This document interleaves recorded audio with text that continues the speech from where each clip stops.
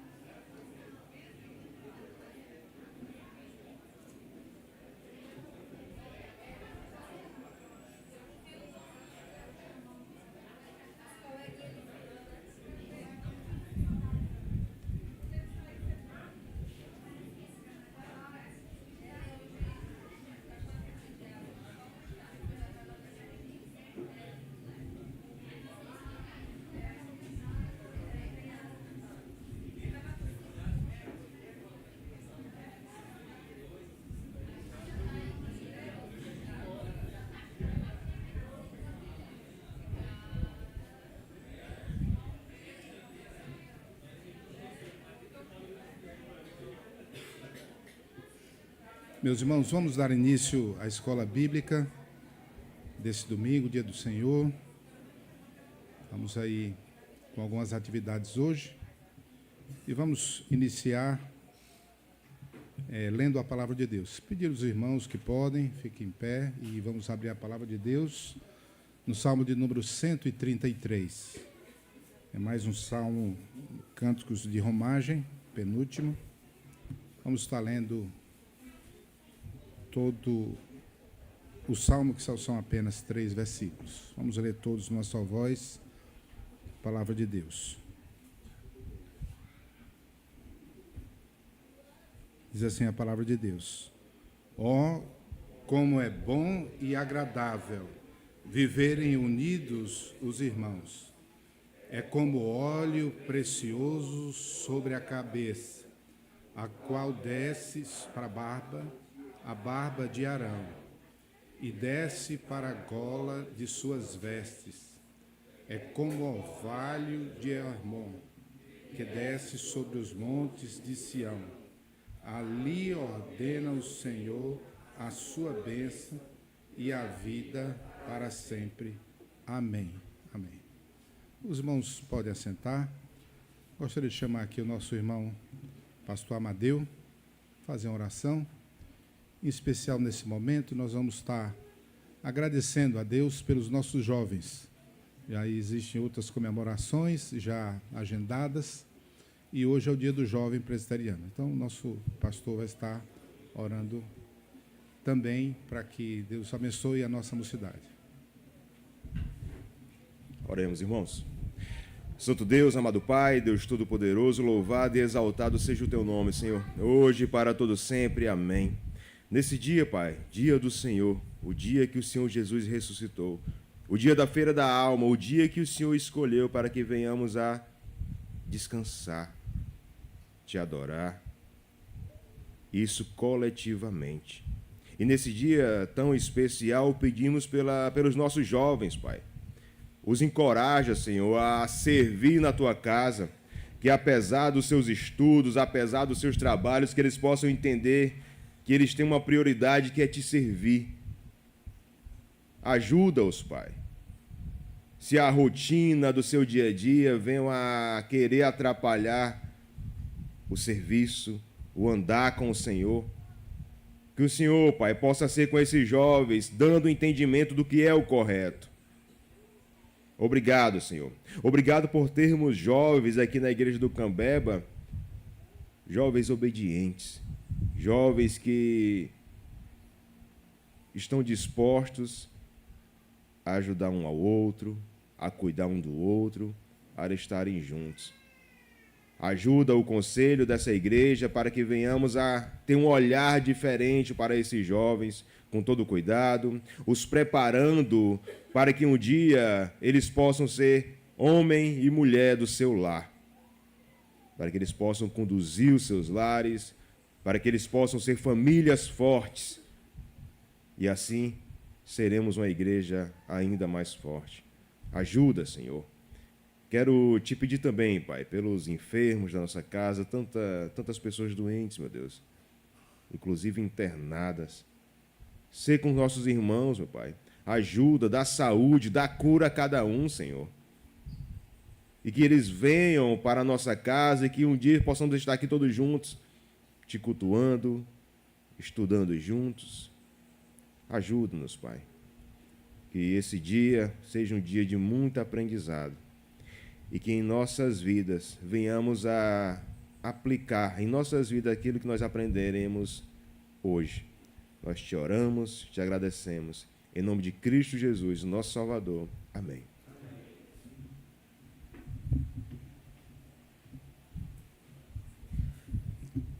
Nesse momento, nós vamos ter a oportunidade de trazer aqueles que vieram preparados, os dízimos e ofertas, até aqui à frente, enquanto nós cantamos um hino em louvor ao nosso Deus. Teve uma pequena alteração na letra, na escolha. Nós vamos cantar esse hino, 135, Mais de Cristo.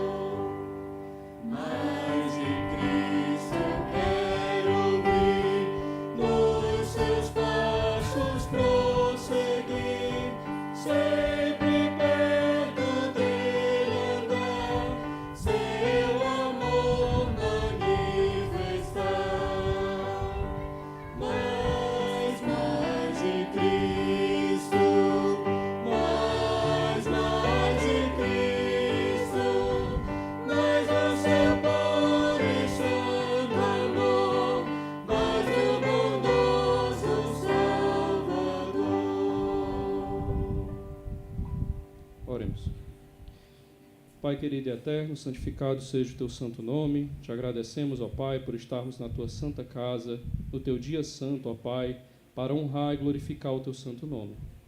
Ó Senhor, te agradecemos nesse momento pelos dízimos e ofertas que foram colocados na tua casa, ó Pai. Te agradecemos primeiramente porque é um privilégio nosso poder devolver os recursos que o Senhor mesmo nos dá. E te pedimos nesse momento, ó Pai, que o Senhor abençoe, ó Pai, a utilização desses recursos para que sejam utilizados da melhor maneira possível para o crescimento da tua obra. É o que te pedimos em nome do teu Filho Jesus. Amém.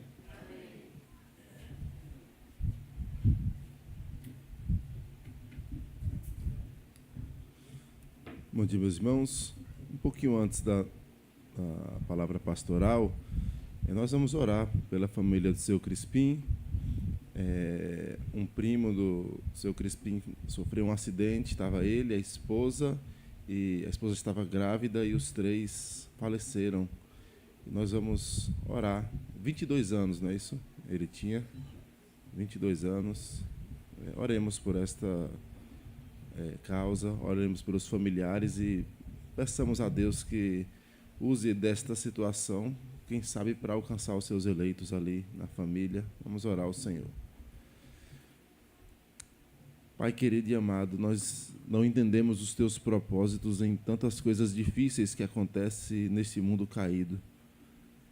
mas sabemos que o Senhor tem planos perfeitos em toda a história, em todos os detalhes. E com a tua bondade, o Senhor faz com que todas as coisas cooperem para o bem daqueles que te amam, daqueles que são chamados segundo o teu propósito.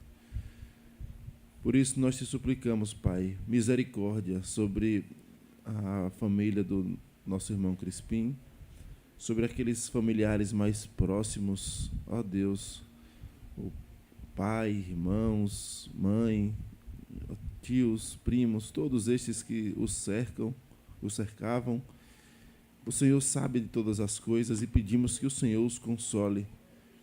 Sabemos, Pai, que não existe consolo longe do Senhor, longe da cruz de Cristo, e por isso pedimos que nestes dias difíceis que eles começaram a enfrentar agora, que o Senhor, por misericórdia, alcance os teus eleitos ali, Pai. Ó Deus, levanta servos teus para levarem verdadeiro consolo que há em Cristo. Ó Deus, para que essa situação redunde, Pai, como todas as coisas, em glória ao teu nome, Senhor. Tem misericórdia, Senhor. Abençoa aquele ambiente familiar, por misericórdia. É o que pedimos no nome santo do nosso Senhor Jesus. Amém, Senhor. Vamos, irmãos, para nossa palavra pastoral. Todos? Um relacionamento de amor e vida. E saindo elas para comprar, chegou o noivo, e as que estavam apercebidas entraram com ele para as bodas, e fechou-se a porta. Mateus 25, 10. Vamos orar mais uma vez. Obrigado, Deus, pela tua palavra. Nesta manhã, nós mais uma vez te pedimos que o Senhor fale ao nosso coração. Dá-nos clareza de ideias, desvenda os nossos olhos, ilumina-nos, Pai, porque dependemos do Senhor para aprender a tua palavra. Em nome de Jesus. Amém. Eu creio que a maioria já ouviu falar do deísmo. O deísmo foi um movimento filosófico oriundo do iluminismo, que enxergou que no sistema do universo, de fato, precisa haver um Criador. Enquanto em toda a história nós entendíamos a criação de maneira tão tranquila, era consenso que Deus criou todas as coisas, que Deus rege todas as coisas, que Deus se envolve com a sua criação. Chega no iluminismo a esse movimento de dizer, olha, existem leis, Deus criou leis que regem todas as coisas. Olhem como as coisas funcionam com harmonia perfeita, como se fossem imutáveis, como se enxergaram as leis. E chega o deísmo em cima disso e fala assim, olha, de fato, Deus criou leis para reger a criação. Mas esse Deus não precisa se envolver com essas leis. Esse Deus não precisa se envolver com a criação. Então é como se ele tivesse criado um grande relógio, que é o universo, dado cordas. As crianças e adolescentes talvez não tenham vivido o relógio de cordas. Quem conhece relógio de cordas já denuncia a idade. Dar corda no relógio é girar uma manivela atrás, e aí ele, durante um certo período de tempo, ele consegue funcionar de acordo com a força que você colocou nele. E a ideia do deísmo é, Deus criou o universo, deu cordas, eu vou só... Esse sussurro do vento no microfone. Deu cordas a esse universo, e o universo agora funciona sozinho. Porque Deus não precisaria, segundo essa visão, Deus não precisaria mais se envolver com a criação, porque ele já colocou uma energia infinita aí, ó, e ele vai andando infinitamente, tranquilo, sem Deus se envolver. Então, segundo essa visão errada, Deus não se envolve com o universo. Deus é um Deus distante. Para você ter noção do perigo desta ideia, é que foi a partir daí em que aí vem um pensamento ateísta de dizer, opa, gostamos disso. Deus criou leis e deu cordas? Não, nem precisamos de Deus, a gente já tem as leis. E aí você tirou Deus do sistema no pensamento científico. Dito isso, a Escritura vai nos mostrar que isso é algo totalmente contrário ao que nós podemos perceber, inclusive. As crianças podem dizer assim, vocês já viram Deus? Não, né? Agora foi o vento mesmo. Vocês já ouviram Deus? O vento você ouve, né? Mas Deus você nunca viu. Deus já apareceu para você e veio com uma voz assim? Você já viu um anjo abrir a porta do seu quarto e falar algo? Não. Você certamente nunca viu isso. Mas isso não significa que Deus não se relaciona com o seu povo. Tem um versículo que diz assim, que as coisas espirituais se discernem como? Espiritualmente. Esta é uma parábola em que Cristo fala de algo bem interessante, que ele se envolve com o seu povo. Deus não ficou, a gente canta assim, né? Nas estrelas vejo as suas mãos, eu sei que Deus não fica longe lá no céu sem se importar comigo. Não, Deus se importa conosco. E ele se importa tanto com o homem criado à sua imagem, que ele providenciou redenção, e não uma redenção assim, pronto, eu vou salvar vocês para vocês viverem por aí. Deus resolveu se envolver de tal modo que a segunda pessoa da Trindade fez-se homem, para se relacionar conosco em um relacionamento de amor e vida, simbolizado num casamento, né, nesta parábola. As bodas do Cordeiro. Não tem como falar de casamento e não falar de amor. Não tem como falar de casamento e não falar de vida. E quando Deus, lá no início, dá ordens a Adão e Eva, um dos aspectos que está por trás desta ordem é o mandato espiritual. E o que seria o mandato espiritual? Você como homem vai ter que responder para mim. Deus fez isso com Adão? Não, não é simplesmente isso. Quando Deus pede prestação de contas para Adão, o que está por trás é um relacionamento de amor e vida. A presença de Deus, a vida com Deus, ela promove vida para o homem. É uma expressão de um Deus que ama tanto que diariamente estava com Adão no jardim, nesse relacionamento. Mas, ao mesmo tempo, esse relacionamento é quebrado. Ele é quebrado por conta da queda, e todos nós sabemos.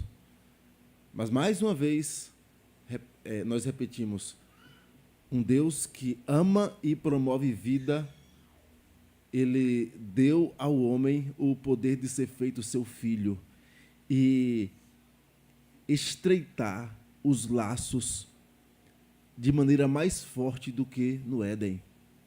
No Éden havia possibilidade de quebra de laço, de quebra de relacionamento de amor. Um casamento é possível desfazer, infelizmente. A relação entre pai e filho é possível desfazer. Há pais que abandonam seus filhos. Mas a Escritura diz que, ainda que um pai ou uma mãe abandone seu filho, o nosso Deus não nos abandona. Porque a nossa relação com Deus é ligada pela cruz de Cristo. É por isso que Cristo fala às suas ovelhas, à noiva, alerta para a volta do Senhor. Alerta, atento, fiquem atentos, vigiem, porque a porta vai fechar. Porta fechada na Escritura, você deve se lembrar o primeiro episódio de porta fechando. Vocês lembram qual é? Noé. A porta se fecha e não haverá possibilidade. É por isso que a palavra à igreja é vigiem.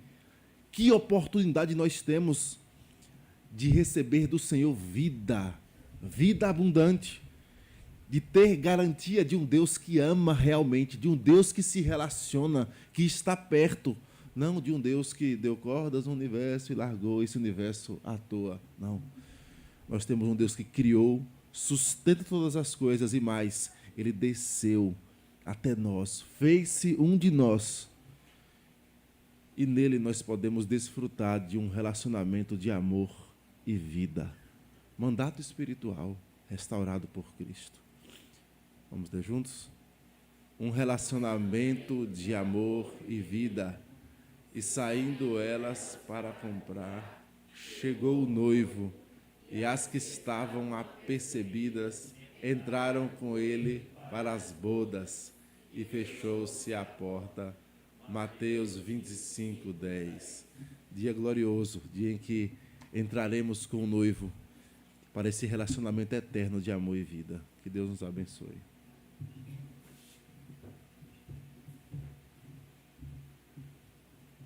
Amém. Bom dia, irmãos. Temos visitantes de primeira vez, agora pela manhã, conosco, aqui na Escola Dominical. Se você está conosco pela primeira vez, faça um sinal com a sua mão. Não. Temos pessoas que já vieram outras vezes, até em outras reuniões, né? E que vêm de vez em quando aqui. E tem aqui tem a Tailândia, eu acho, e o Miguel. É Miguel? Sejam bem-vindos mais uma vez aqui conosco. Já estiveram no domingo, à noite e na quarta. E acredito que sejam esses. Ali ao lado do Mateus tem também, né? Como é seu nome? Como? Maiele. Aiele.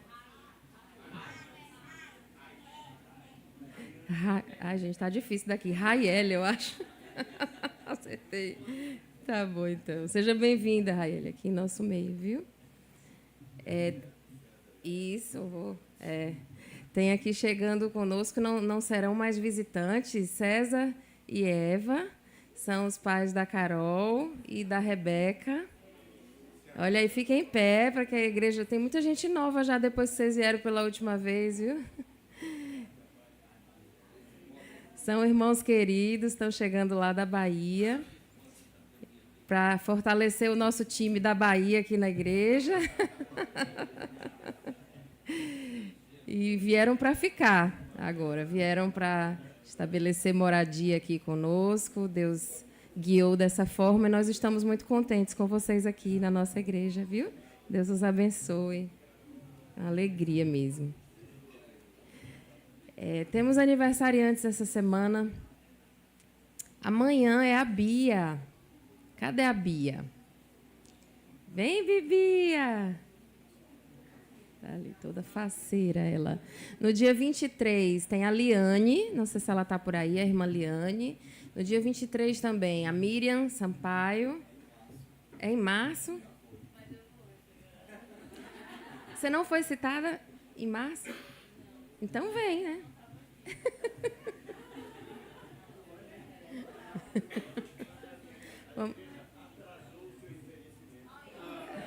Vamos agradecer pela vida da Miriam. No dia 24, o Joshua, acredito que é 1 ano, né, que está fazendo? Olha aí, graças a Deus. Está doentinho hoje, não pôde vir. No dia 24 também é a Luma, a neta da vovó Pro, filha da Andréia. E no dia 25, aniversário de casamento do diácono Jailson e da irmã Miriam. Vou pedir que eles venham aqui à frente também, para que possamos orar por eles. Esse casal querido.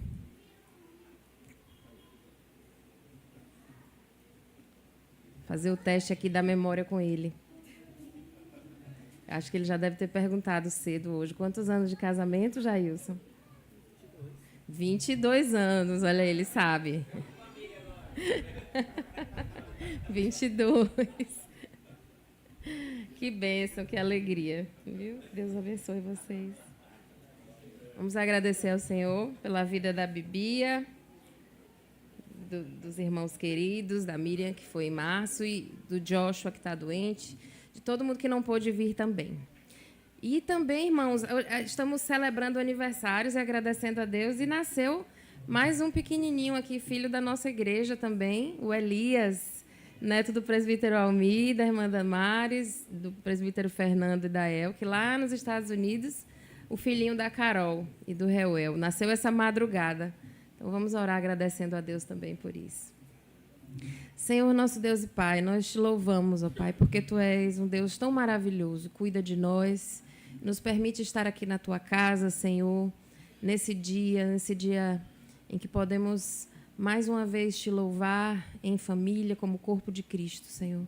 Ó Deus, assim também, como corpo de Cristo, agradecemos pela vida desses irmãos queridos, ó Pai, que o Senhor tem dado mais um ano de vida. Muito obrigado pela vida da Bia, Senhor. Muito obrigado, Senhor, porque Tu tens cuidado dela. Abençoa, Pai, com saúde, com amor, que ela cresça, Senhor, em estatura e também em graça, no conhecimento Teu, Senhor. E que no momento certo ela venha professar a Ti, Senhor, como Senhor e Salvador da vida dela, Pai, nós te pedimos. Abençoa seus pais, a sua família, sua irmãzinha. Que ela cresça, Senhor, nesse ambiente que sempre traz, Senhor, ela aqui para a casa do Senhor. Ó Deus, muito obrigado também pela vida da Luma, Senhor, pela vida da Liane.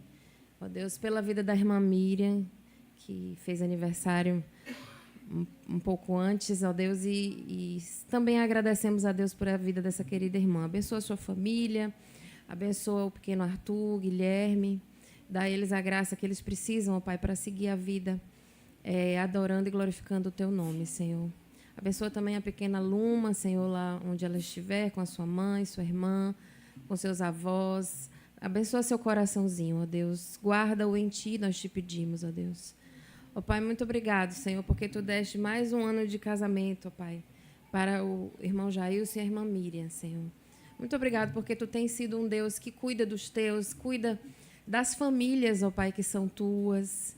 E nós temos, ó Pai, a promessa de que Tu não nos deixas um minuto sequer. Ó Deus, e abençoa essa querida família. Abençoa-os nos seus trabalhos, ó Pai, nas decisões do dia a dia, na criação dos seus filhos. Ó Pai, no serviço aqui na Tua casa. Dá-lhe saúde, Senhor, amor. Nós te pedimos assim. E, Deus, também quero Te agradecer pela vida do Joshua, Senhor, que vai fazer um ano. Muito obrigado porque Tu tens sido bondoso com a família desses queridos e tem dado a eles saúde e alegria para poder estar aqui na Tua casa. Muito obrigado pela chegada do Elias, ó Deus. Muito obrigado, ó Pai, porque Tu permitiste que ele chegasse essa madrugada e chegasse bem, porque a Carol está bem. Abençoa-os, ó Pai, nesse iniciozinho agora, Pai, desses cuidados, dos esforços, ó Deus. Dá força, Senhor, que Carol precisa.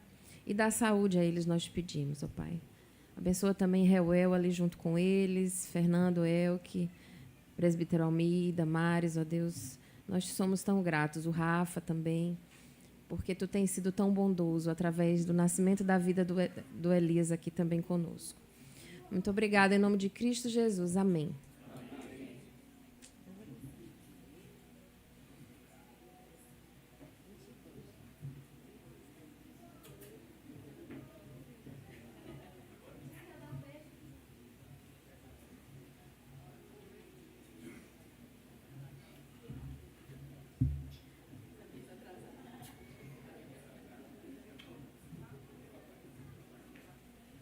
Que bom.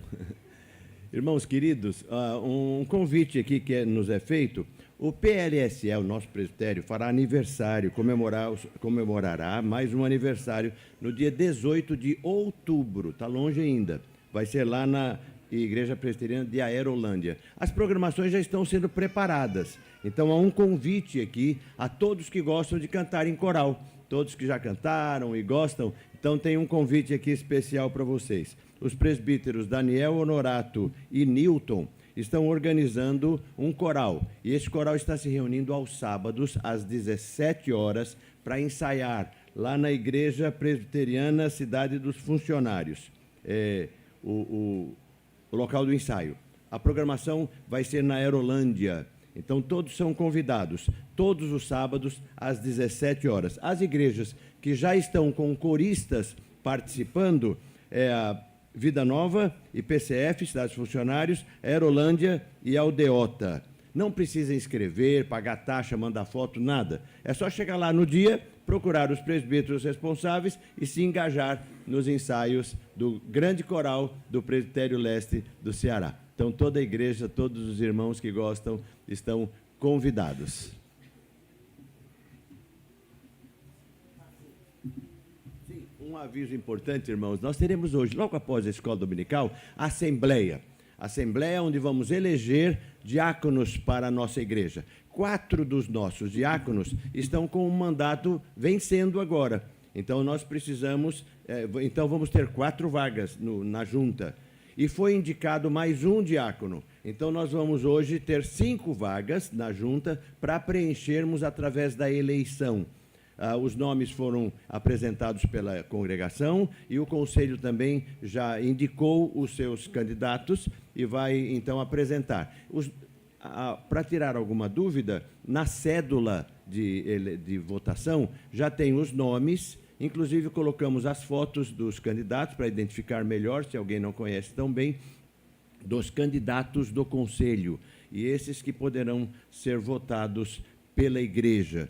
Aí uma pergunta que se levanta, mas e se eu não quiser votar no candidato do conselho? Não tem importância, você deixa o seu voto em branco, não é obrigado a votar no candidato no conselho.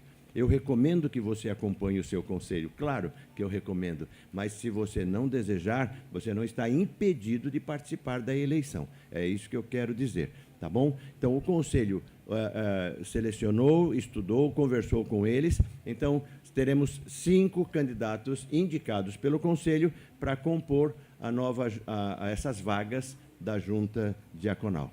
Deus abençoe, irmãos. Será logo, imediatamente após a escola.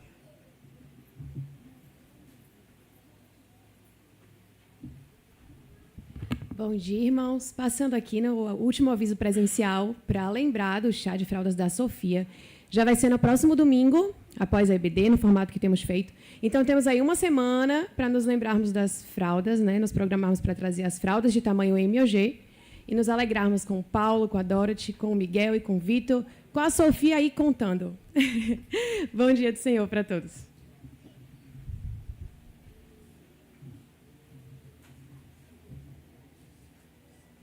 Eu creio que em breve a igreja deve estar tomando ciência do projeto que está sendo já desenvolvido. Mas eu posso antecipar que esse espaço aqui para receber as crianças já vai ser um espaço mais generoso, porque vamos chamar agora as nossas crianças e a gente vê que já vai tomar um bom espaço aqui. Então, esperar mais um pouco lá, vamos ter um espaço mais ampliado.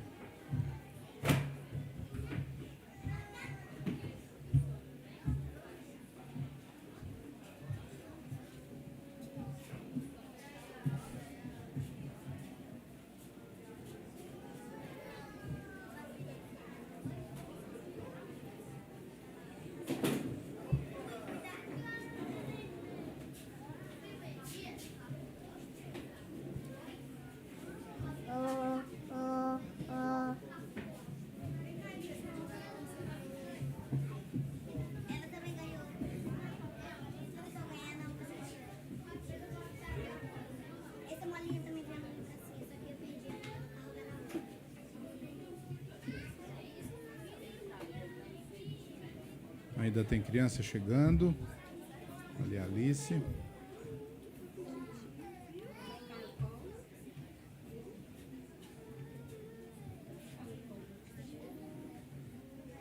Vamos pedir a Sara para orar ao nosso Deus. Pedir que Ele abençoe as nossas crianças nesse dia do Senhor.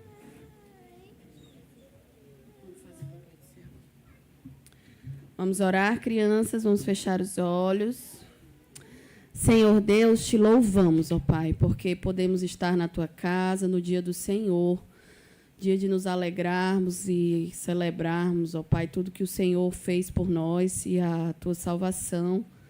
Obrigado, Senhor. Ó Deus, e nesse momento te agradeço, ó Pai, em especial, por cada criança que veio hoje à casa do Senhor. Obrigado por cada família e pelo momento que elas terão hoje, Senhor. Abençoa cada uma no momento de adoração, no momento de ensino, Senhor, em suas salas, os seus professores, ó Pai, que seja um momento precioso, ó Pai, de aprendizado, ó Pai. E o nosso pedido é sempre que o Senhor salve o coração das nossas crianças, Senhor. É o que eu te peço, eu te agradeço em nome de Jesus. Amém. Crianças, só um instante. Hoje nós vamos nos reunir em um local diferente e novo que está sendo preparado para vocês, certo? Alguns já foram visitar. Ele está quase terminado. E hoje nós vamos sentar todos em cadeiras. Os maiores atrás, os menores na frente, sem correr. Combinado? Nós vamos para aquele container bem grandão que está ali no canto. Agora cabe vocês. É aquele que tem 3 janelas. Só tem um que tem 3 janelas.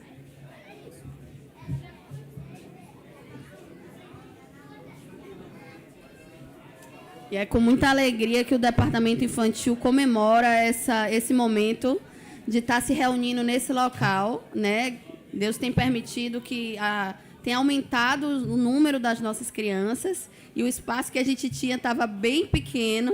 E hoje nós vamos experimentar aí pela primeira vez estar reunido com eles nesse local maior. Então, é bênção de Deus e nós somos gratos ao Conselho da Igreja Presbiteriana do Cambeba por ter trabalhado aí para que isso acontecesse.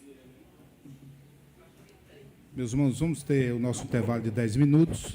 Aproveite para dar um pulo ali, se você ainda não assinou a ata, a presença da Assembleia, tá? Está ali com o Jailson. Você passa ali e assina para a gente ganhar tempo. E logo depois da EBD nós estaremos aqui, como foi avisado, para a Assembleia. Os jovens, normal,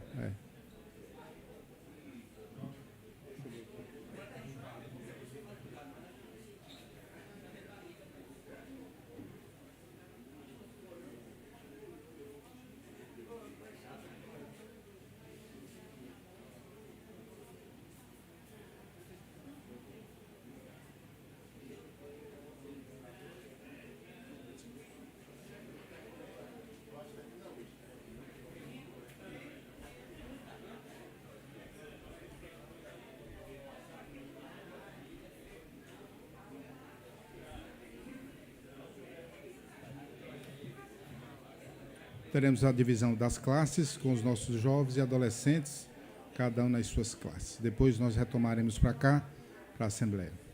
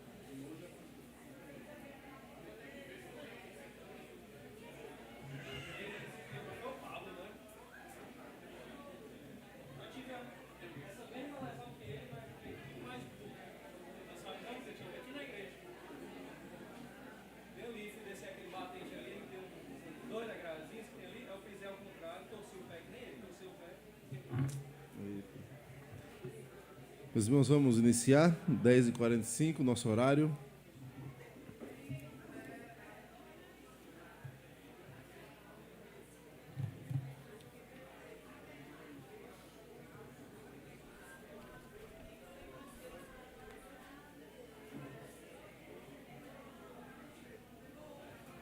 Vamos abrir a escritura em Provérbios 21.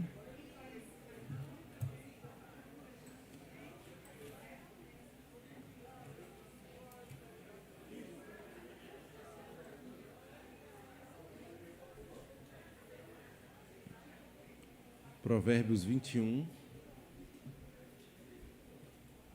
versículo 20, nós vamos ler todos a uma só voz.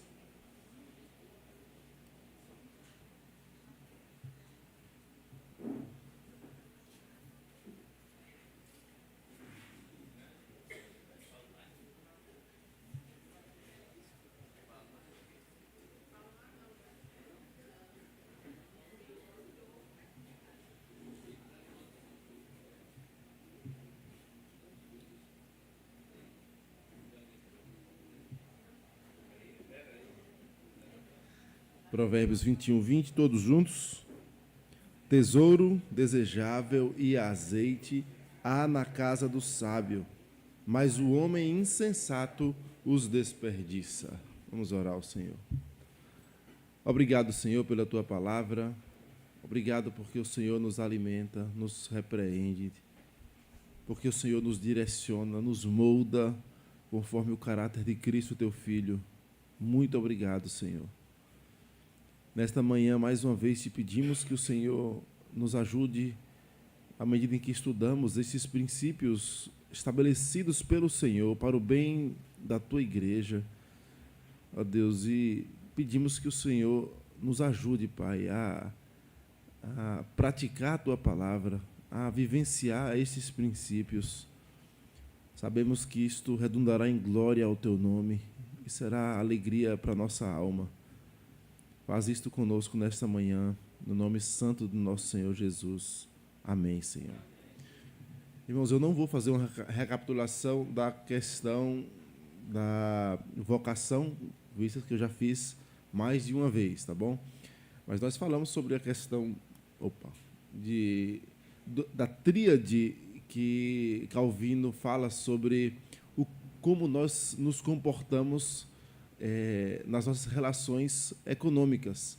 Ele fala da vocação, frugalidade e poupança. São esses 3 pontos. O ponto mais longo foi sobre vocação, que nós já abordamos. Nós abordamos na perspectiva de mostrar para os irmãos como o termo foi ressignificado na Reforma, certo?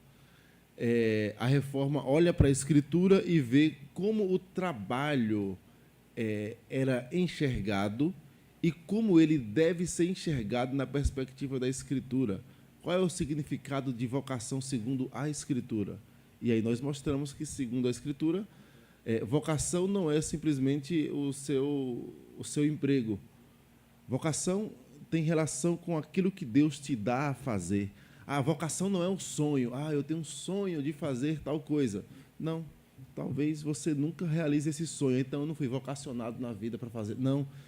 Vocação tem relação com aquilo que Deus te dá a fazer, além de te dar as ferramentas para que você faça com excelência para a sua glória. E aí nós até citamos, tudo que te vier a mão para fazer, faze-o conforme as tuas forças. Eclesiastes 9:10 fala sobre isso. Com a visão correta sobre aquilo que Deus te põe as mãos para fazer, você dá o seu melhor para a glória de Deus, independente se aquilo vai te trazer sucesso financeiro ou glamour diante dos homens ou não. Você dá o seu melhor para a glória de Deus com aquilo que Deus te põe a fazer e com as ferramentas que Ele te dá. Depois começamos a questão da frugalidade, e é o que nós vamos terminar hoje e provavelmente terminar também a questão do terceiro aspecto, que é poupança. Os 2 aspectos são são mais rápidos. E aí falamos um pouco sobre não haver pecado na riqueza em si. Nós falamos na última semana isso, dando exemplos bíblicos de riqueza, Deus dando riqueza a seus servos. Por quê? Porque no catolicismo havia uma visão de que a vida de pobreza era mais santa do que a vida de riqueza. Então, esse foi um aspecto, inclusive, em que mostra o interesse comercial que houve durante a reforma. Os ricos, de fato, tinham um olhar para dizer assim, olha, a reforma me parece uma coisa boa. Não porque eles estivessem pensando em Deus, na Escritura, só a fé, só Cristo. Não, nada disso. Muitos deles, de fato, estavam pensando, olha, eles vão a favor, eles não enxergam o pecado na riqueza em si. Isso é bom, vamos apoiar esse pessoal aí. Então, de fato, houve apoio com interesse, houve. O mundo é caído, nós não estamos no novo céu e nova terra. Mas o que está por detrás do pensamento dos reformadores não era este. O pensamento dos reformadores era, de fato, que o trabalho feito para a glória de Deus pode ser abençoado por Deus com riqueza. Ok. Isso Deus pode, de fato, abençoar. Deus pode conceder riqueza a seus servos. E isso não é sinal de pecado, mas é sinal da bênção de Deus. Sim, sem problema nenhum nisso. E a reforma vai trabalhar, então, o como você lida com o dinheiro. O que é que você faz com o dinheiro? Se Deus te abençoar com riqueza, o que é que você faz com isso? Então, esse é o aspecto. E aí nós vimos que Deus deu riqueza a Abraão, nós demos o exemplo de José, que Deus o levantou e se tornou o segundo homem do Egito. Deus deu riqueza, muita riqueza para Israel quando saiu do Egito na escravidão. Foi usado até o termo, um dos irmãos falou assim, usando o termo da Escritura, que Deus despojou os egípcios. Se você não entende esse termo despojar, é um termo de guerra, em que, quando uma nação vencia a outra, levava as riquezas todas da nação. E quando Israel sai do Egito, Deus fala com Moisés, fale para as mulheres do Egito, as mulheres de Israel, que cada uma vai pedir à sua senhora riquezas, e elas vão dar. Deus vai mover o coração delas e elas vão dar. E as mulheres egípcias deram às suas escravas joias e mais joias. E Deus amoleceu o coração delas como que elas estivessem recebendo o pagamento de 400 anos de escravidão. Vocês não vão trabalhar de graça. E Deus deu muita riqueza para aquelas mulheres que saíram do Egito. Isso mostrando que riqueza em si não é pecado. Deus fez Salomão prosperar. Eu vou citar nomes com respeito, cuidado, mas com o zelo da Escritura. Há uma ideologia que prega igualdade financeira para todas as pessoas. Ideologias de esquerda fazem isso. A Escritura não prega isso. Deus faz prosperar quem Ele quiser. Foi assim toda a história. E Deus não ordenou que Abraão pegasse o seu dinheiro e dividisse igualmente para as outras nações ou dividisse igualmente para outras pessoas. Você não vai ver isso na Escritura. Você vai ver isso voluntariamente, alguns vendendo suas propriedades, lá em Atos. Mas as propriedades eram suas. Eles não se tornaram pobres como os demais, mas eles zelavam com o que Deus dava em suas mãos. É o que nós vamos ver com a poupança aqui. O que em Atos acontecia é o que a Escritura manda com quem tem posse fazer. E aí eu já continuo abrindo parêntese para mostrar, por exemplo, que a Escritura não manda os donos de terra dividir a terra igual e sair distribuindo. Você deve se lembrar. Se não se lembrar, pode pesquisar no texto bíblico, nos textos bíblicos, vários textos bíblicos que falam sobre isso, sobre as leis de cantos de terra. Alguém aqui já ouviu falar sobre isso, por favor? As leis que falam dos cantos da terra. Pode estender a mão alto assim. Pronto. Havia leis em Israel que falam sobre os cantos das terras. Vocês não devem...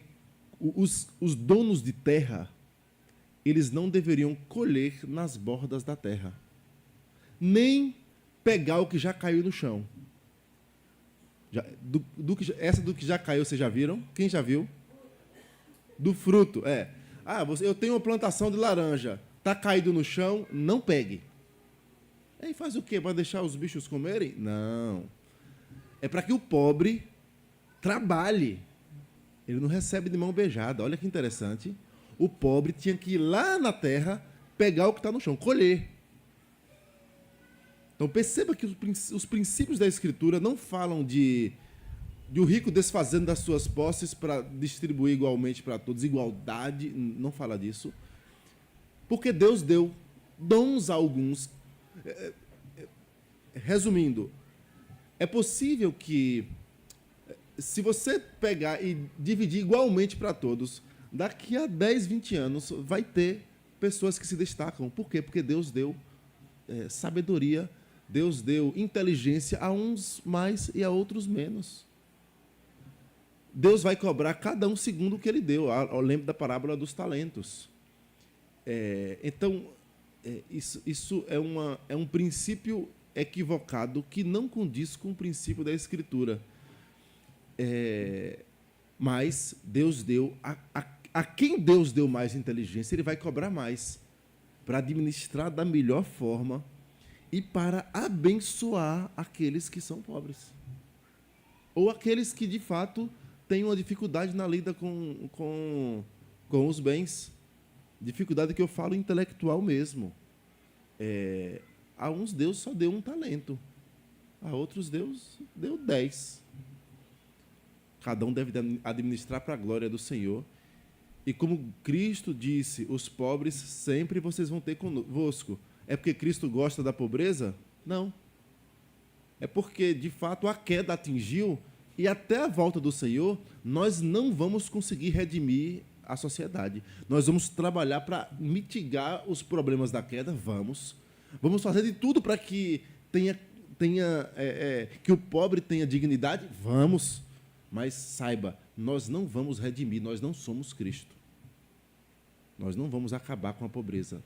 Nós não temos força para isso. Só Cristo. No último dia, ele vai de fato pôr um fim nisso. Mas ele vai cobrar tanto de ricos quanto de pobres. Nós vamos ver alguns aspectos das cobranças do Senhor sobre os ricos e sobre os pobres também. Dito isso, nós demos mais exemplos, demos o exemplo de Davi, Salomão, Zaqueu, e novos céus e nova terra, ruas de ouro.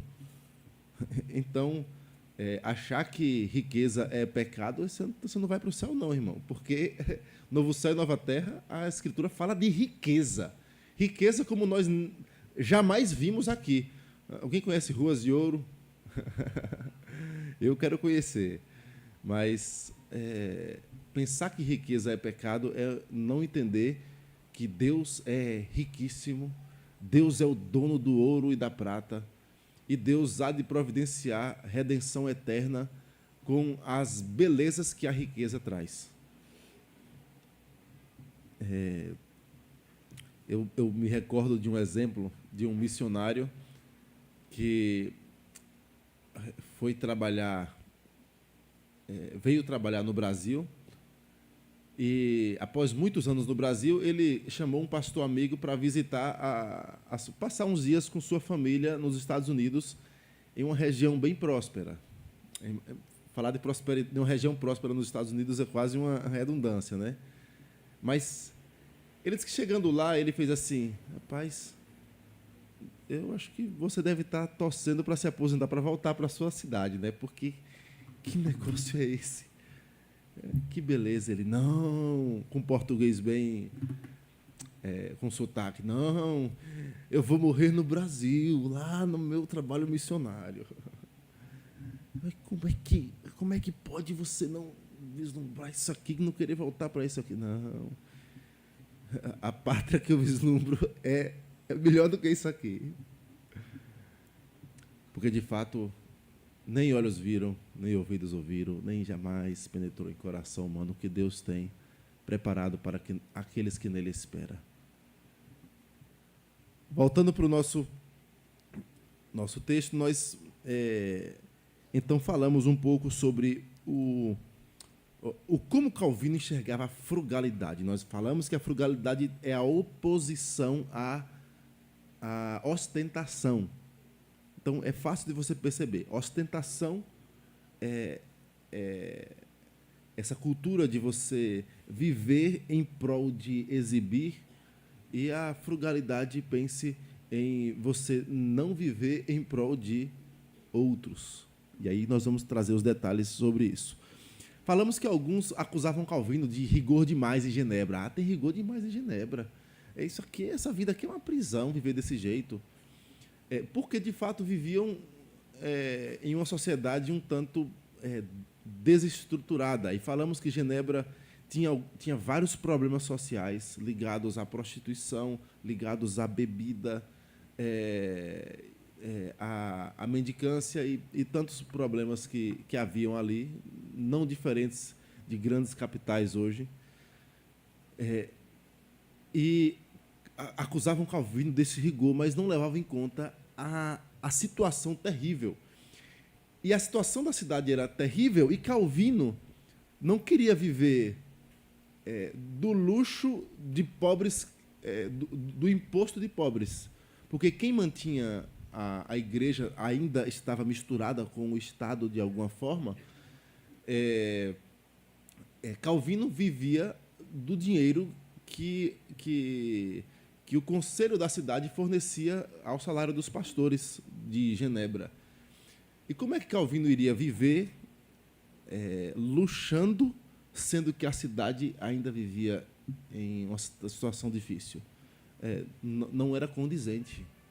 Então, Calvino várias vezes recusou ajudas financeiras do Conselho de Genebra. Por exemplo, ofereceram uma toga nova para ele, ele falou, não preciso de toga nova.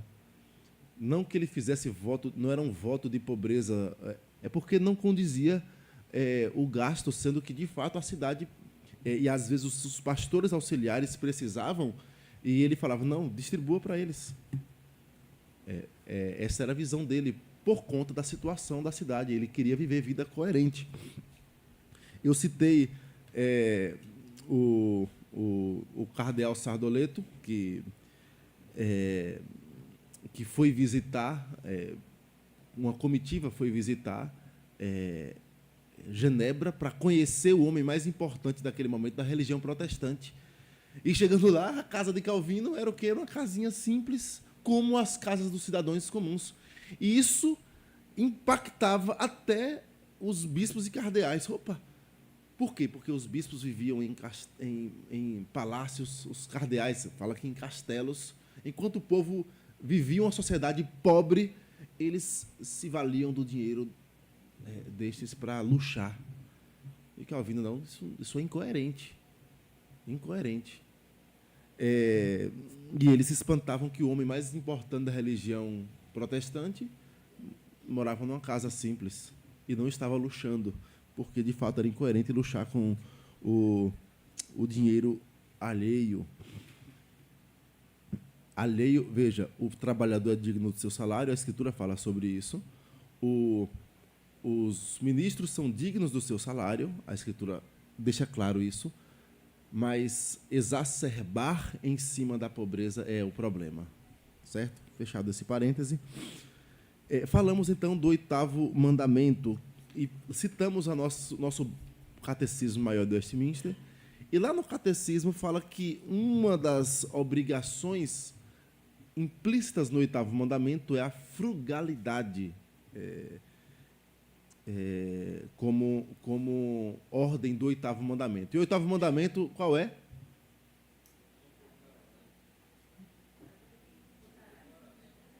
Semana passada eu fiz até um exemplo aqui, 8º, ó, 5º, 8º, não o quê? Não furtarás.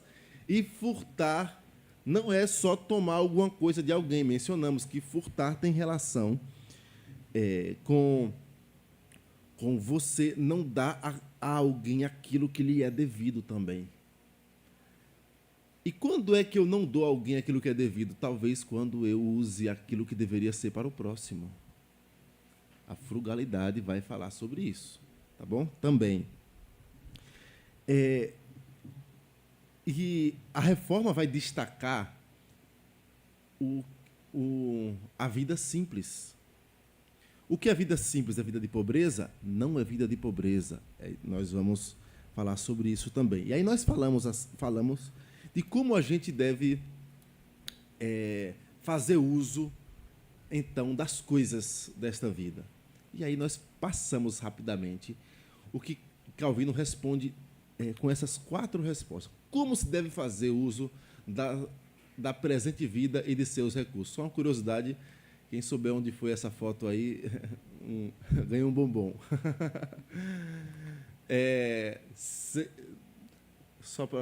Era um simples cogumelo que estava ali. E aí eu tirei uma foto. Ganhou, né? Aí, ó. E Calvino vai... Aí, ó, tem que dar o bombom, né, de senhoria. Como se deve fazer uso da presente vida e de seus recursos? Então, Calvino vai responder. Primeiro deles, ele fala assim, sem parcimônia ou incontenção. Parcimônia, vou fazer a citação completa de Calvino nesse aspecto. Ele fala assim, as benesses desta vida, quando polarizada com a venturosa vida futura, quando você olha para a vida no porvir, devem ser usadas sem parcimônia. Parcimônia vem de pobreza mesmo, de parco, de pouco. Você deve conhecer gente que tem muito dinheiro, cheio de dinheiro, e vive andrajoso, vive todo... E o que está por detrás não é humildade, é só, às vezes, isso aqui, ó. Como? É pirangueiro, né? Mão de vaca, vive pobreza. E se brincar, passa fome. Está por trás disto é um pecado chamado avareza. Apego material. Não é humildade, não, é apego. Vive vida de pobre. Isso é pecado também, irmãos. É pecado. É idolatria ao dinheiro. Tem medo do dinheiro acabar. E aí vai vivendo vida de pobre, com medo no amanhã. E aí vive trabalhando, juntando. E Jesus fala assim, louco! Para quem será? Essa noite pedirão tua alma. Não entender que Deus não mandou ninguém viver assim, você é crente, você tem que se viver pobre agora. Não. Então, não use dos recursos dessa vida com... isso aí tem relação, irmãos, com a preocupação exacerbada com o dia de amanhã. Não é só o pobre que tem essa preocupação, não. Tem muitos ricos com o mesmo pecado. Por outro lado, percebam que a maioria aqui atinge rico e pobre. Às vezes a gente pensa que só rico peca com dinheiro. O pobre peca com dinheiro. Pobre avarento existe? Existe. Não é só rico que tem esse problema. E ele fala assim, sem parcimônia extremada, nem pródiga incontenção. Só lembra do filho pródigo, né? Gastar. Não, amanhã eu vou ter. Eu trabalho, eu ganho bem. Gasta tudo. Não, mês que vem eu tenho de novo. Qual foi o versículo que lemos? Provérbios 21, 20. O que é que diz aí? Tesouro desejável e azeite há na casa do sábio, mas o homem sensato faz o quê? Desperdício é pecado, irmãos.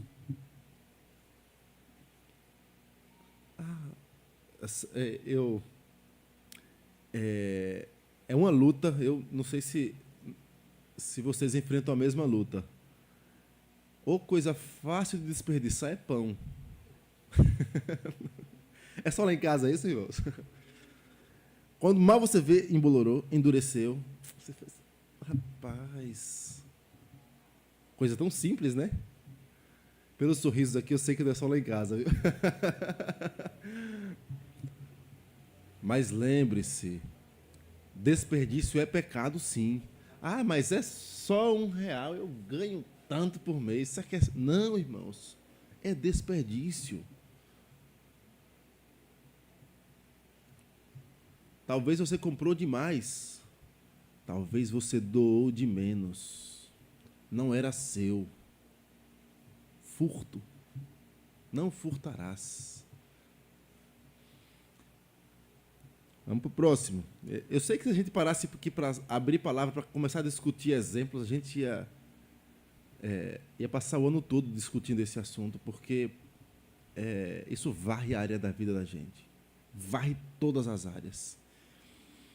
Segundo, ele fala, segundo a necessidade e o deleite. É só um resuminho, mas eu vou ler como ele fala. O princípio correto do uso das coisas é servir-se delas conforme o fim. É um ponto. Conforme a finalidade. A gente tem que ter cuidado, por exemplo, eu vou dar um exemplo bem de jovem. Eu sei que nós temos muitos jovens aqui no meio. Videogame. Qual é o fim dele? Você jogar, se divertir. Aí você precisa ter cuidado, porque é uma coisa... Outro, mais um exemplo. Rede social. Esse aqui atinge idoso também. Em nosso tempo, uma palavra aqui para os idosos com todo amor e cuidado. Cuidado com o tempo que você gasta na rede social. A finalidade não é você gastar o tempo da sua vida nela. Nem no videogame, nem na rede social, nem nenhuma outra coisa que você pode ter, buscar aí como exemplo. Ela tem uma finalidade e, por causa do pecado que habita em nós, nós desvirtuamos a finalidade e usamos para desafogar nossas mágoas. Quer outra coisa? Alimentação, comida. Eu cresci, meu pai, com essa frase. Eu creio que ela é bem geral. Não se vive para comer, se come para viver.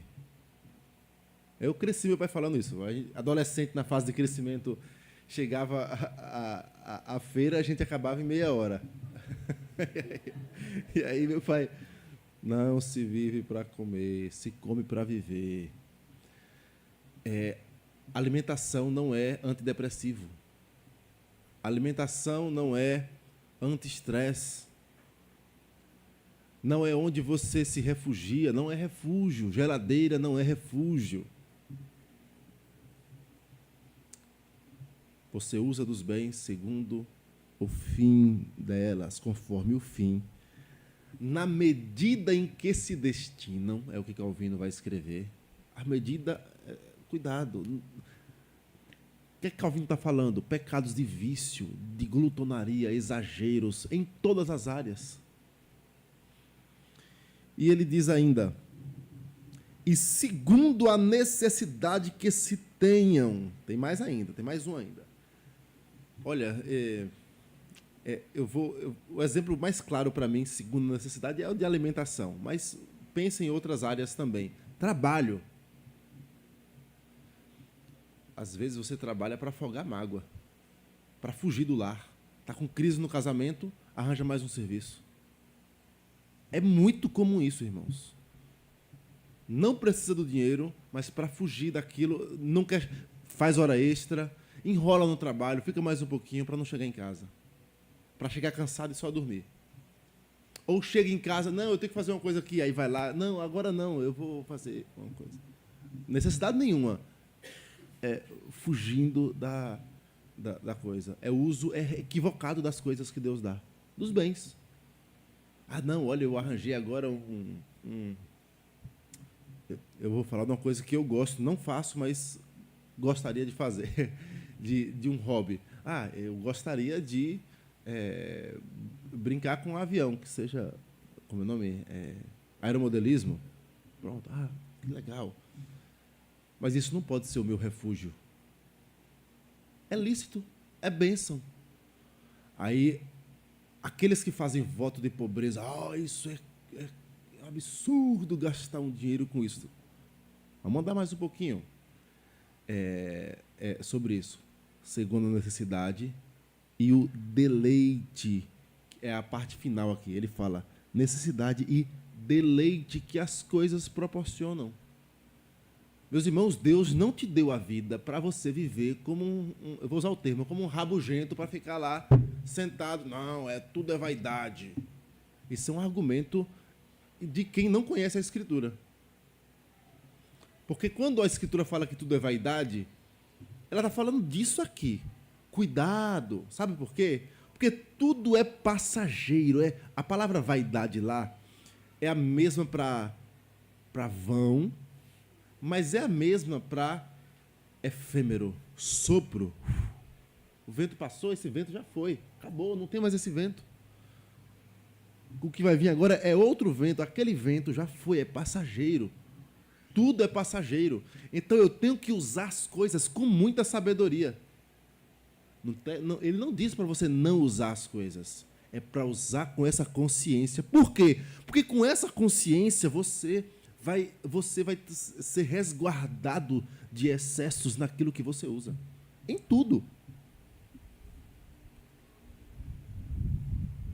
Ele continua.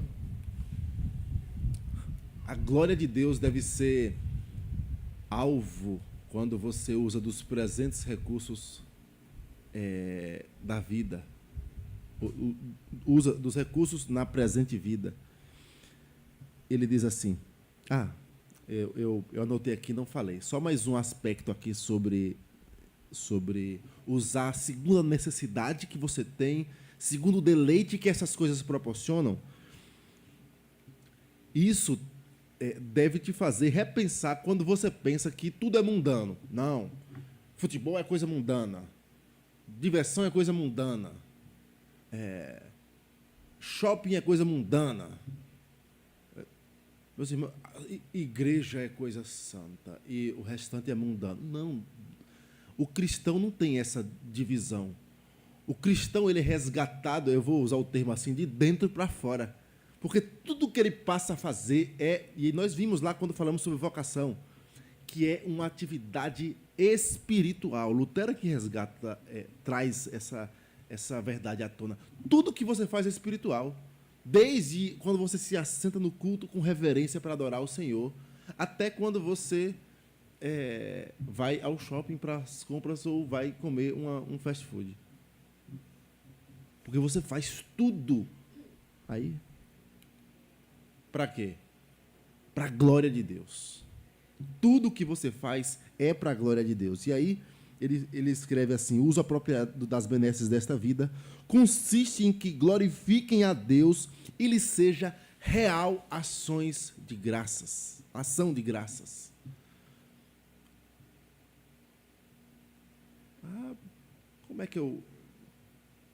Como é que alguém glorifica a Deus praticando salto com vara? Estou pegando um exemplo assim, você fala assim, é assim mesmo. Agora uma pergunta para vocês. Como alguém glorifica a Deus no salto com vara? Fazendo com excelência.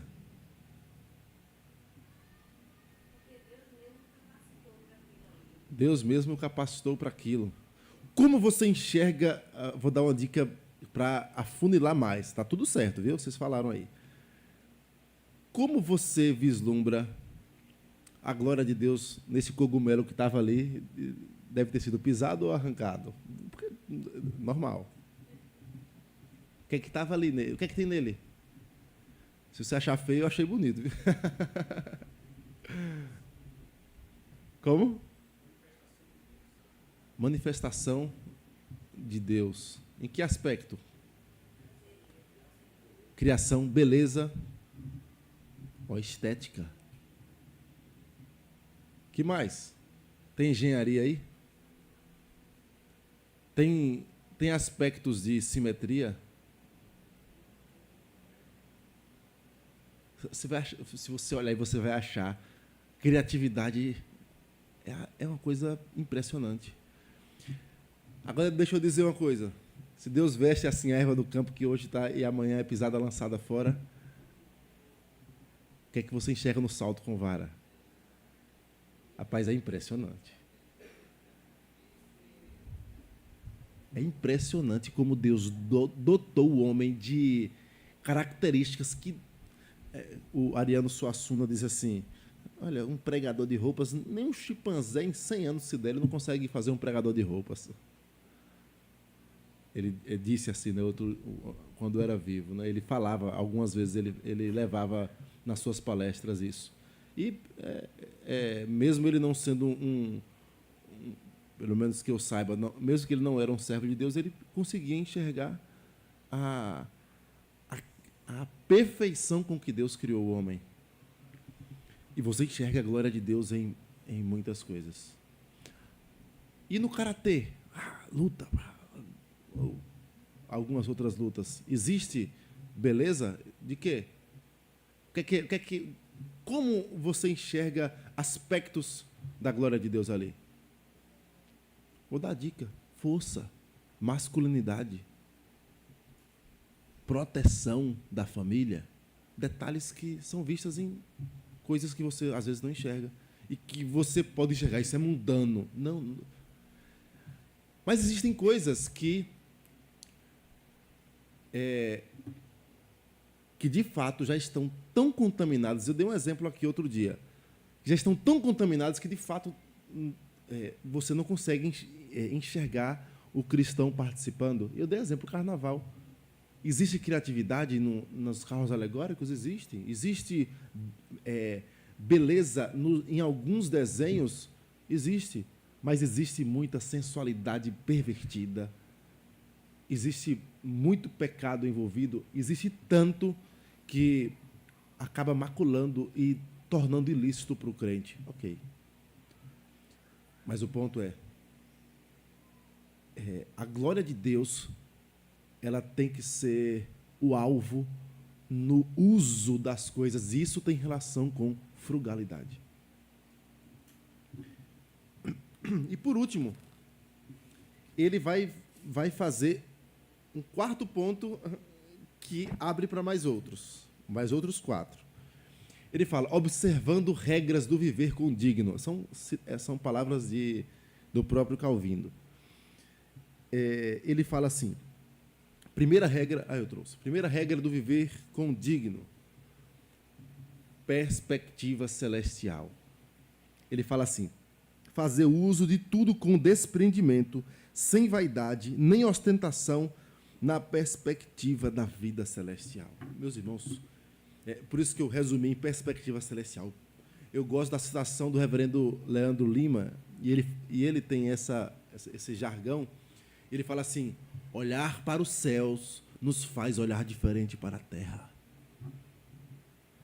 Olhar para a eternidade deve nos fazer olhar diferente para tudo que nós temos aqui. E isso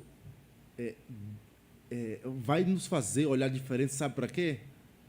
Seu sonho sobre casa própria precisa ser moldado sobre sua convicção de fé de que aquela casa nem é sua. Isso não pode te fazer trabalhar de domingo a domingo. Domingo é dia de quem? Eu ouvi tão fraco, fiquei com medo agora. É dia do Senhor.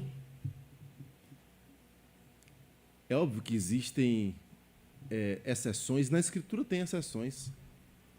Existem trabalhos que não podem parar. Eu entendo isso. É bíblico isso. Se o jumento caísse no buraco, você ia lá buscar o jumento no buraco, não ia? Ia, não deixar o jumento no buraco. Em nossa sociedade, para buscar o jumento do buraco, você tem que pegar um transporte. Então, existem trabalhos essenciais que não podem parar, a gente entende isso. Se o pessoal da energia parar, eu lembro, para mim isso é bem claro. Meu pai, ele trabalhou 20 anos no que na empresa Coelba. Aqui chama Enel, que já foi Coelce, né? Lá na Bahia era Coelba, da Bahia, né? Ele trabalhou 20 anos como motorista de domingo a domingo. Mas ele não podia parar, porque na época ele trabalhava na subestação que fornecia energia para a cidade. Se parar, acontece o quê? Problema de energia na cidade. Hospital tem problema, tudo tem problema. Então, a gente sabe que... E aí, veja, há uma reação em cadeia em nosso tempo para que serviços essenciais funcionem. A gente entende que existe isso. Ok. Mas eu preciso ter cuidado, porque a minha perspectiva celestial não pode ser ofuscada. Ela deve moldar o nosso trabalho, o nosso modo de desfrutar da vida.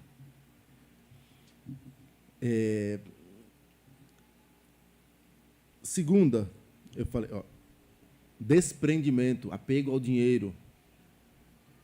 Deixa eu falar uma coisa sobre... Não, com poupança eu falo sobre isso. Vamos chegar na poupança. Segunda regra do viver condigno. Humildade. Olha o que ele diz. Suportar com resignação as privações da pobreza. Olha que interessante. Eu pensava que era só em nosso tempo que isso acontecia. Sem ceder à arrogante altivez quando vier a abundância. É muito comum. Quando eu era pobre, agora vão ver. Agora que eu tenho dinheiro, vão.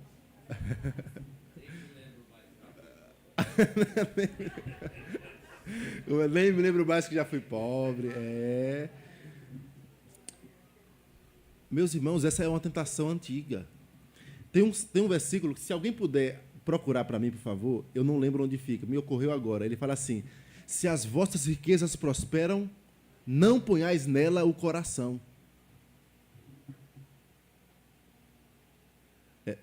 Meus irmãos, veja que interessante. Não é pecado ser rico. Olha que interessante. Qual é o pecado? Colocar o coração nas riquezas. E quando você coloca o coração nela, você vai viver de maneira desregrada. Ou avarenta, exatamente. São os dois extremos. Salmo 62. Se as vossas riquezas prosperam, não ponham nelas o seu coração. A terceira regra do viver condigno, mordomia. É o nosso tema, inclusive. Nosso grande tema é mordomia cristã. E aí nós estamos tratando sobre como a reforma resgatou as questões econômicas da mordomia. Vocação, frugalidade e poupança. Então, só para você não perder, estamos no segundo, frugalidade. Como a reforma resgata o modo correto de se usufruir daquilo que você tem. Seja pouco, seja muito. Não só para quem tem muito. E aí ele fala, suportar com resignação, no segundo, as privações da pobreza. Deixa só um detalhe sobre isso. O pobre servo de Deus não vive a murmurar da sua pobreza. Ele não se conforma com ela no sentido de ele vai buscar, ele vai trabalhar, vai correr atrás, vai fazer um curso, vai buscar uma nova colocação no mercado, ele não se acomoda. Mas viver murmurando, por que Deus fez isso comigo? Se você olhar aqui algo interessante, você vai ver que a Escritura fala de igreja pobre, fazendo questão de participar, levantando oferta para uma outra igreja que estava necessitando. Lembre disso. Tem sempre alguém pior do que você.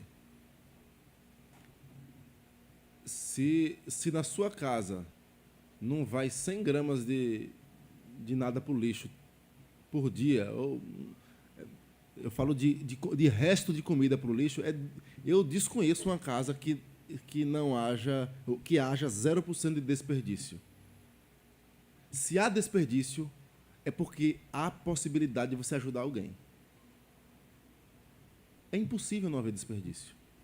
É impossível você não gastar um pouquinho a mais porque esqueceu a lâmpada ligada. É exemplo simples. Você esquece a lâmpada ligada, junte isso em um ano, quanto é que vai dar? Quanto é que você pagou para a Enel? Eu estou dando um exemplo simples para você perceber. Mesmo o mais pobre consegue ajudar o próximo. Mordomia. A terceira regra do viver condigno, ele diz: tem em conta que tudo que temos são benesses de Deus confiadas à nossa mordomia. É o que Calvino vai dizer. Quando você tiver em mente que tudo que você tem de alimento, tudo que você tem, a roupa, tudo pertence ao Senhor, é dado por Deus a você para você administrar, não é seu. Pronto, agora você pode usar, sabendo, não é meu. Aí eu vou dar aqueles exemplos simples que eu dei. Vai jogar um videogame? Tudo é do Senhor. Meu tempo é do Senhor. A energia pertence ao Senhor. O aparelho pertence ao Senhor. Como eu vou usar? Vai comer? Vai para um fast food? Esse corpo foi Deus quem me deu. Cuidado com a glutonaria. Cuidado com o excesso de comida que faz mal ao seu corpo. É tudo isso aí. Com desperdício, etc. etc. Com o senso, a consciência de que somos mordomos. E, por fim, ele traz a quarta regra do viver condigno. Ele diz assim: em todos os atos levar em conta a vocação ou ordenação divina pela qual se deve pautar. Em tudo você deve levar em conta a vocação ou a ordem de Deus sobre aquilo. Tem alguma ordem explícita sobre isso? Opa, abre o olho. Preste atenção.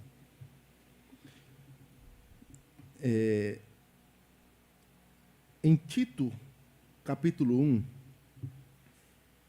versículos 5 e 6, ele diz assim: por esta causa te deixei em Creta, para que pusesses em ordem as coisas restantes, bem como em cada cidade constituísses presbíteros, conforme te prescrevi, alguém que seja irrepreensível, marido de uma só mulher, que tenha filhos crentes, que não são acusados de dissolução, nem são insubordinados. Sabe o que significa dissolução aí? Desperdício.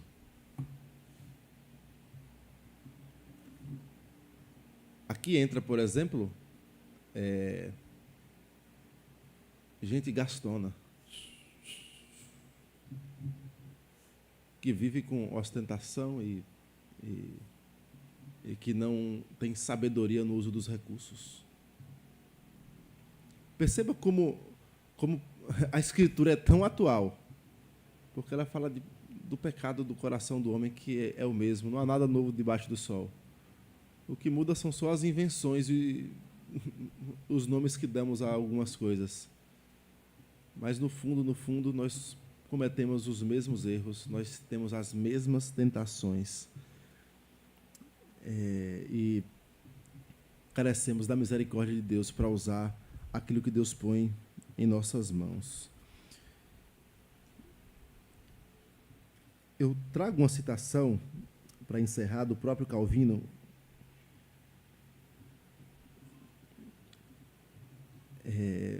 Ele fala assim, isso está lá no seu comentário do livro dos Salmos, e ele fala assim, fala que os justos administrarão seus afazeres com prudência e discernimento, de modo que em suas atividades domésticas não serão demasiadamente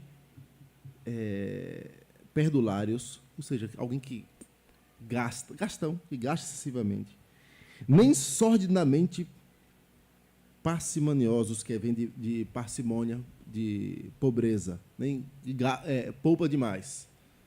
Aí chega lá e faz assim, olha, o creme dental, não precisa botar aquele tanto, assim que o comercial põe para você botar um tanto. A indústria abriu até a boca demais para você gastar demais. Mas também...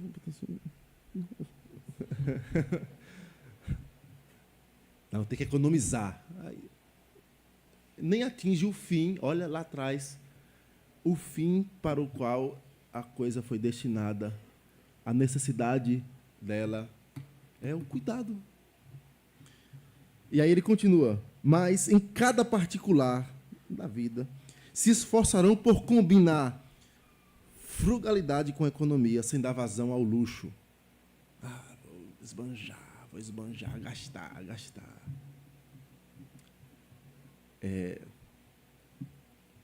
Uma pergunta bem cuidadosa, principalmente para as mulheres, que para os homens isso aqui eu acho que não vai cair. Quantos sapatos você tem? Tem algum sapato lá que tem 6 meses que você usou?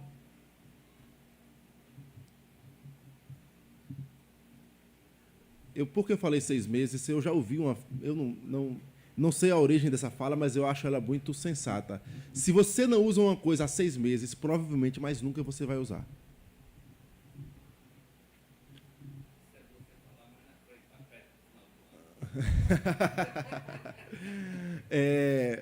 E aí você chega e pensa assim, quer ver um exemplo comum?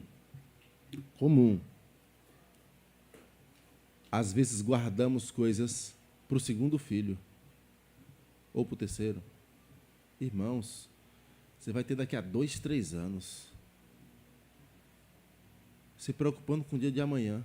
Aí daqui a 2, 3 anos, quando você vai abrir, mofou, não presta mais. Já amarelou, ou era branquinho, amarelou, aí joga fora. Não serve mais para o seu filho? Óbvio, não, daqui a 6 meses, já está vindo já o bebê, ou daqui a um... Vou dar um exemplo, daqui a 1 ano, não, a gente está planejando... Ok, é um bem durável. É não confiar na provisão do Deus que promete que vai nos dar tudo o que nós necessitamos. O vosso Pai Celeste sabe do que vocês necessitam. Aí você está aí preocupado com... Não é nem com o dia de amanhã, é com o ano que vem. Exemplo simples. Que Deus guarde nosso coração, irmãos. 11h40, eu não vou falar sobre poupança agora, porque, de fato, a gente vai gastar também mais um tempinho sobre a poupança. Mas que Deus guarde nosso coração, nos livre do esbanjar, do ostentar. O pobre, às vezes, faz a dívida que não pode pagar para mostrar o que não pode ter. E o rico, às vezes, esbanja o que não precisa, furtando daquilo que era para dar ao que precisa. São problemas que nós enfrentamos. Que nós precisamos achar. É fácil achar essa medida, essa linha, irmãos? É simples? Não é não. Mas precisamos da graça de Deus para, dia após dia, nos aproximar dela. Dia após dia.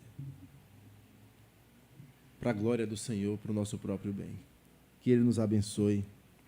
Amém. Alguma colocação? Alguma dúvida? Não chegou aqui ainda os 5 minutos, então... Então vamos orar e assim que os jovens e adolescentes chegarem, nós vamos iniciar nossa assembleia, tá bom? Nós vamos já orar pela assembleia, tomando essa oração como também pela assembleia. Obrigado, Senhor, pela Tua palavra, por verdades tão profundas e tão difíceis.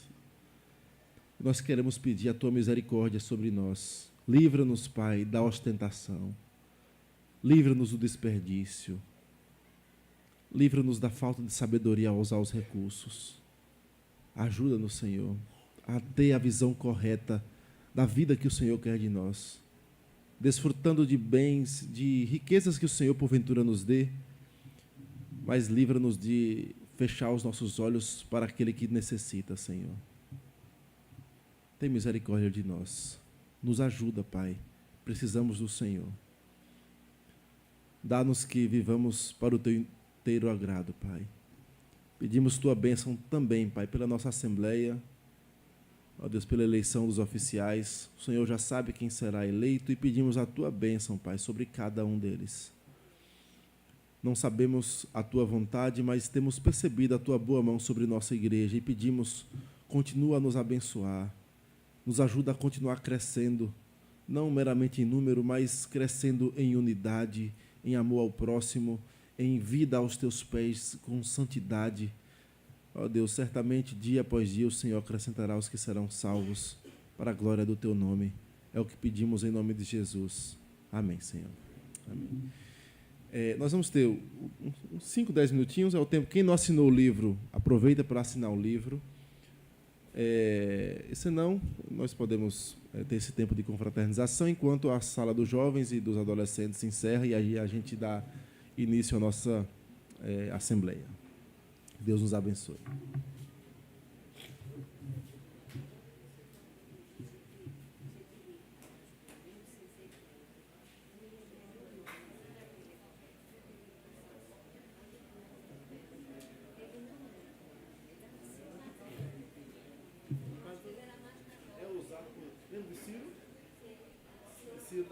Deus fala, o meu ungido vai abrir a porta e abençoou para Israel voltar e ainda bancou ainda a reconstrução de Jerusalém dos muros.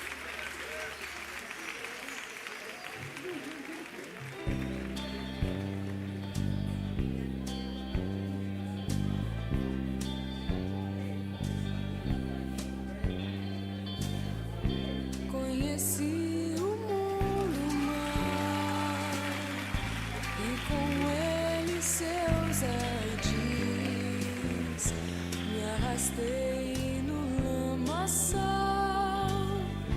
Tudo isso porque eu quis saber mais que qualquer um, construir algum amor onde a paz pudesse ser a verdade pra eu ver. Mas Jesus Cristo veio e me achou assim tão sujo, e numa cruz por mim derramou sangue tão puro. Foi assim que me salvou.